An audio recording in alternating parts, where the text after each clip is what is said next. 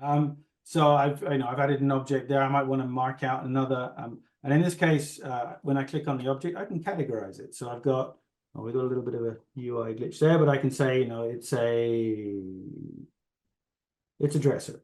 So now I've categorized it as a dresser. And then when we extract the data, when you extract the stats from the system, it's got that volume, that object, that location marked as a dresser, and it's identified and categorized in the system. I'm just going to pull out another little volume here just to mark out the bed. And how far you go with these models is really up to you. You don't need to add a whole lot. Once you've got the room reconstructed, you've essentially got the 3D elements that you need. We want to add the door. That's pretty important because the door is how we connect the different rooms together. We want to make sure the thickness is right with the wall. In this case, my door handle is on this side, so I'm going to rotate the door so the handle is on the right side. And it's an open door. It's opening inward to the room, and it's a single door. So I've got those options set. And that's basically it. Now what I want to do is align my second panorama to my 3D model. So again, first step is to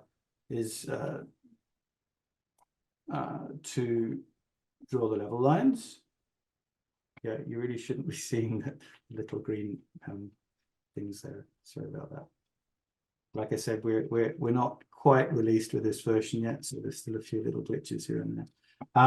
So now I've got that guy aligned, and I'm going to go back to my plan view and just go to again to my alignment tool, and I've got a bunch of different options. I'm going to use the interactive alignment here, and I can just whip around my panorama and very quickly line it up with the 3D model of the room.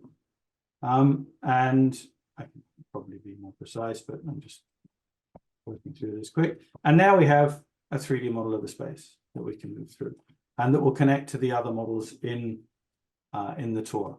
And so that's my new room there. It was a copy of bedroom 1. If I go now to my tour editor and we go back to the plan view, back to my floor, first floor. Well, just for clarification, because I just want to drive home this point, is everything you've just showed in the room editor, the screen before, yes, in the room editor, you have a choice. You can either do this yourself, or you can let Metareal Stage Team do this for you. That said, it's probably a good idea to actually know how to do the room editor so that if you wanted to make any quick changes, touch-ups after you get the job back, you'll know how to do that.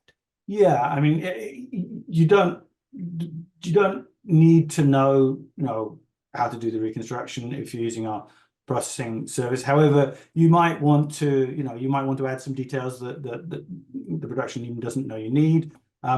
What you are going to want to learn probably is the tour editor, which is where you can see how your tour and all the navigation works, and where you can control in the design view all the presentation elements that you might want to customize.